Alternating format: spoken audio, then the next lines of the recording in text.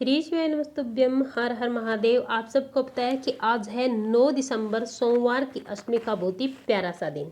और आप सबको पता है कि सोमवार की अष्टमी का जो दिन होता है वो शिव पार्वती के मिलन का दिन होता है।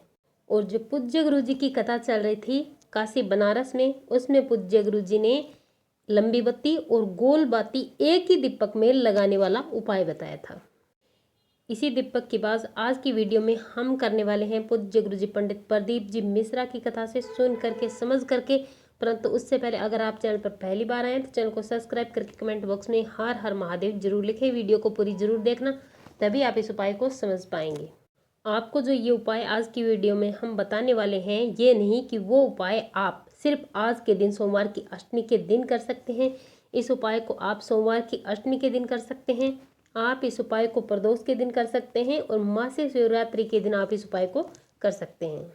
इन तीन में से अगर महीने में किसी भी एक दिन आप इस उपाय को कर लेते हैं तो पूज्य गुरु जी कहते हैं कि आपके जीवन में कभी भी धन रुपए पैसों को लेकर कभी समस्या नहीं आएगी, आपका परिवार हमेशा खुश रहेगा।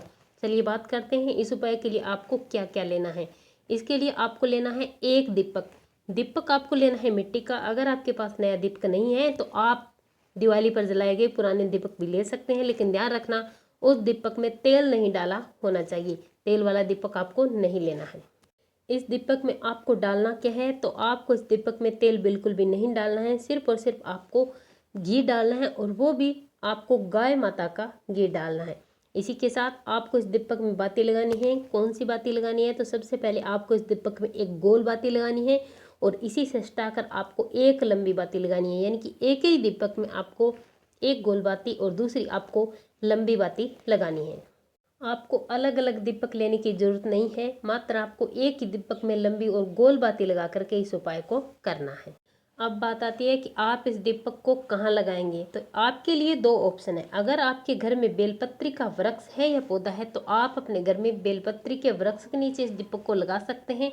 लेकिन अगर आपके घर में बेलपत्री का पौधा नहीं है तो फिर आप इस उपाय को मंदिर में जाकर करें। आपकी इच्छा हो तो आप घर में कर सकते हैं बेलपत्री के वृक्ष के नीचे, नहीं तो आप इसे भगवान शिव के मंदिर में शिवलिंग के पास करें। अब आपको इस दीपक को उठाकर चले जाना है महादेव के मंदिर में शिवलिंग के पास। अगर आप महादेव के मंदिर में जाते हैं तो आप एक लोटा शुद्ध जल भी लेकर जाएं। सबसे पहले श्री शिवाय नमस्तुभ्यं मंत्र का जाप करते हुए एक लोटा शुद्ध जल महादेव की शिवलिंग पर आपको समर्पित कर देना है।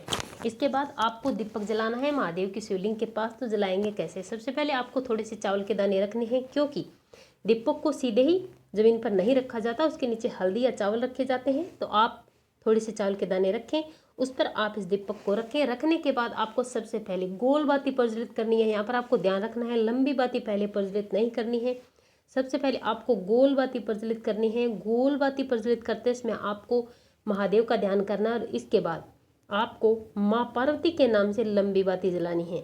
माँ पार्वती का ध्यान करते हुए अपनी मनोकामना करते हुए आप लंबी और गोल बाती जलाएं।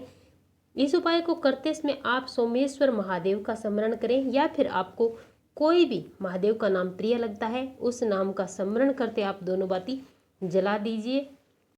और जब दीपक ठंडा हो जाता है तो आपको चावल का क्या करना है, इन चावल को आप अपने घर के आसपास किसी भी वृक्ष के नीचे या फिर चौक में डाल सकते हैं, जहां पर पक्षी इन चावल के दानों को खा लें। ये चावल आपको दीपक ठंडा होने के बाद उठाना है, पहले नहीं उठाना है।